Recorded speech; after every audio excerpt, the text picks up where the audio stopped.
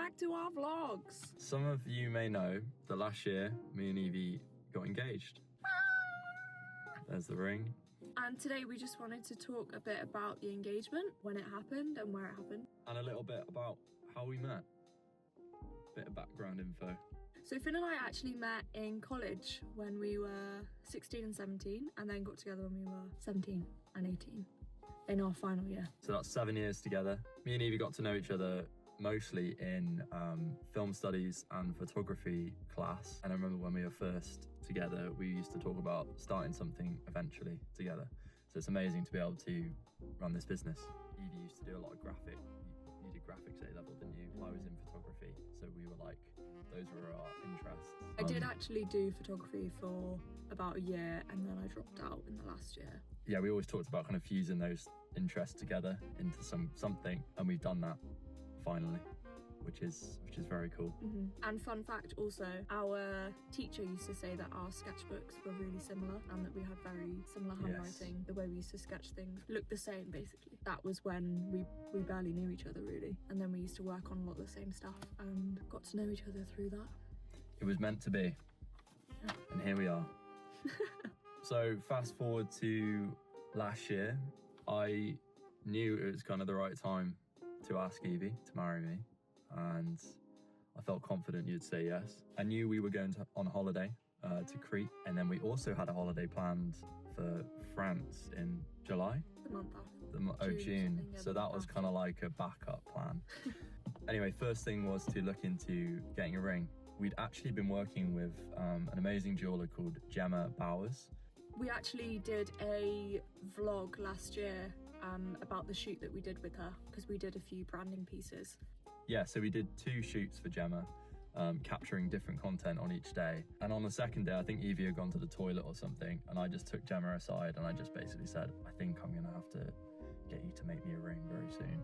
And she looked all excited, then Evie came back out, so we shut up.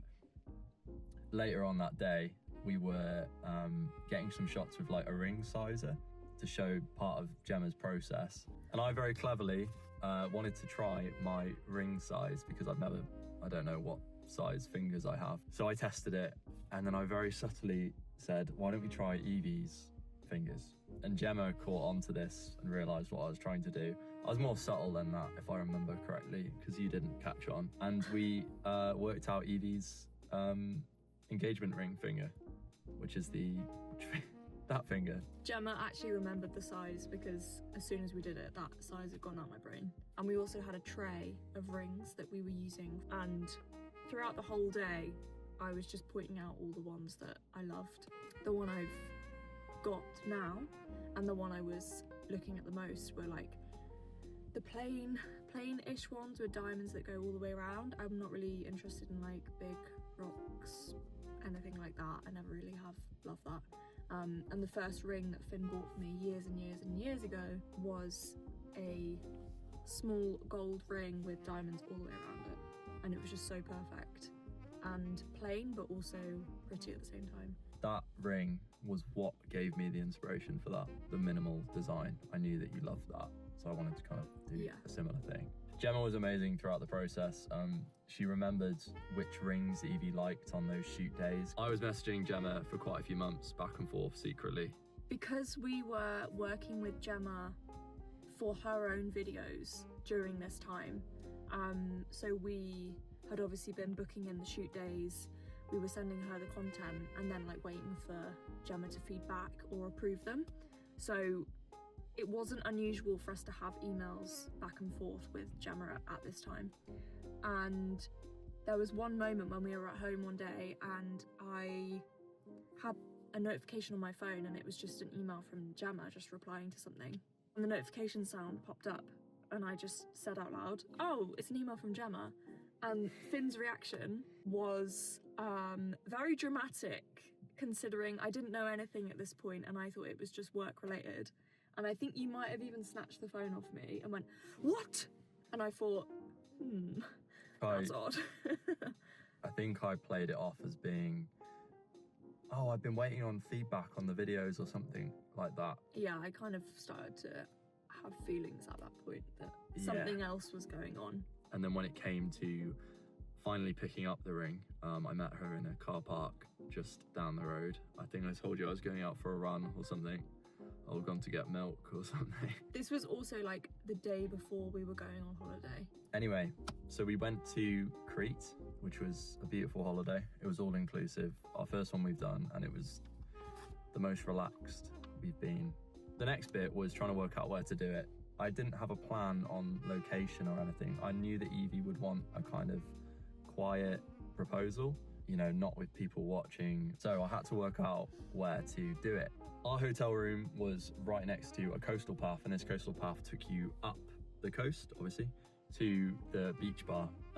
So we made lots of trips from our poolside sun lounges up this path to the bar, which gave me ample time to scout out locations. And the location I ended up picking was the coastal path. It was a beautiful sea view. It was out of way of people unless people were walking down. Yeah, it just felt like a nice place to do it. I was actually going to do it just outside our hotel room, and it was literally moments away. I'd set up a camera. I was going to do a self-timer photo of me and Evie, and then when the photo went off, I was going to like get the ring out. But some lady came out like just as I was about to do it. So I literally thought, seconds. Yeah, seconds we'd set before up the it went off. photo, and then yeah, so we have a photo which we can show you here, which would have been the proposal. A bit later, we went down the coastal path, and I called Evie's name because she was walking in front and she didn't hear me, so I called her name again. I feel like you didn't hear me. I carried on walking. I was like, yeah. Eventually, she turned around and then Evie said yes, and then we just went for dinner. This was the first night that we had dinner, so like the first full day that we had there, because we arrived really late the night before.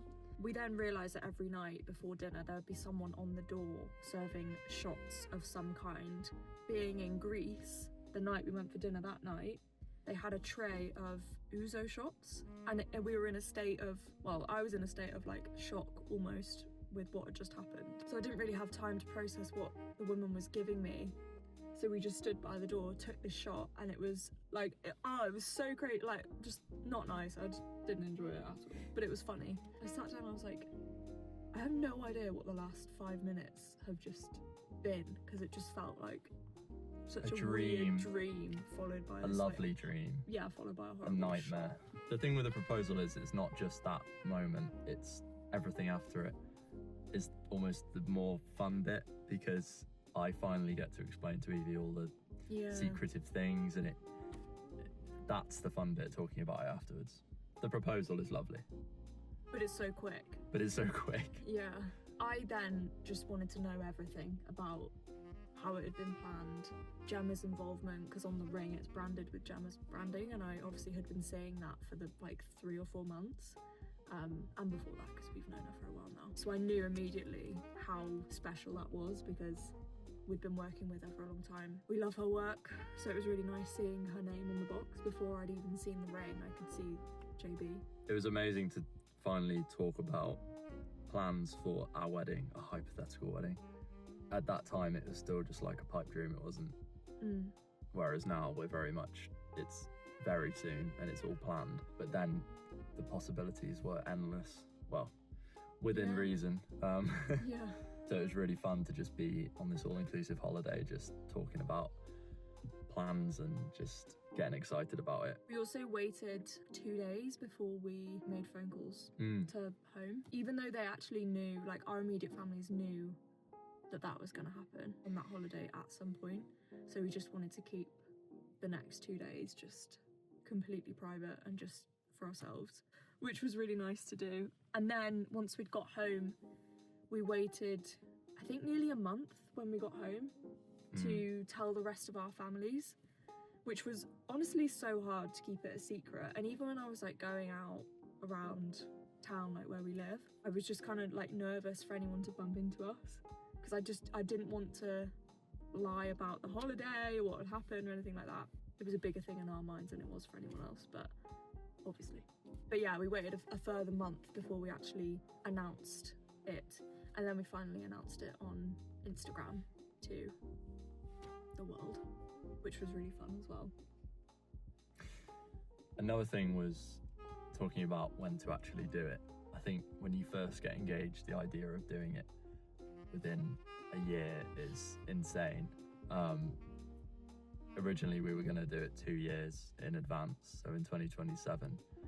But I think we were on the way back from my grandparents or something, Yeah. and we just thought, what are we doing? Like, a lot can happen in 2 years, so we thought, let's just do it next year. Let's throw ourselves into it, and here we are. It's 2 months away. 2 months away, and it's all come together. It's been really interesting being on the flip side of the wedding industry. We've only ever seen the inner workings, so to be on the other side as a customer to everyone has been really interesting. We've learned a lot about our own processes in terms of how we advertise, how we market, how we speak to our couples, because we have our own experiences now. It's also been really great, selfishly, to have so many suppliers that we can kind of choose from for what we wanted for our day. And again, like, seeing so many different weddings, we get to see the most amazing bits and save the notes in our mind and think, that was really cool how that couple did that. I want to make a note of that, and I want to recreate it in our own way.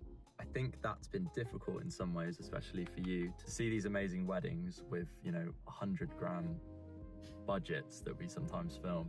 And you want it to be a special day, you want it to look amazing. But I think it's just reminding yourself that it's not so much about that, it's about the people there and the vibe isn't dictated by how it looks. It's about the people and how much fun they're having, how they're connecting, and if everyone's getting on.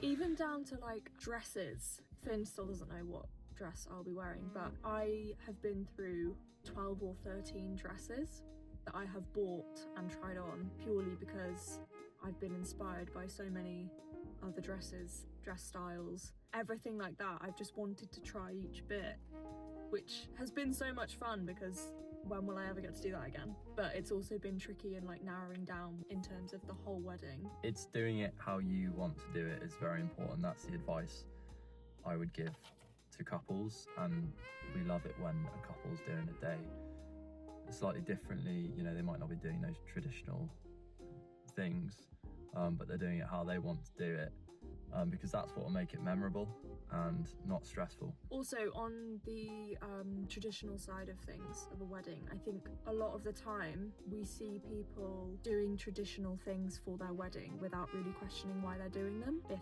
people are watching this and they're maybe planning their own wedding or they're in the very early stages, just think about what you want. Maybe you can change it a little bit and make it you. So while we were in Crete, we actually had a very short engagement shoot.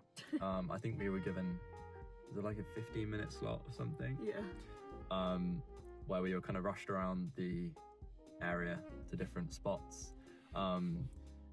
It was very quick. The photos were nice, and we were happy with them, but it was very quick, and a lot of the poses were not us at all. It was very efficient.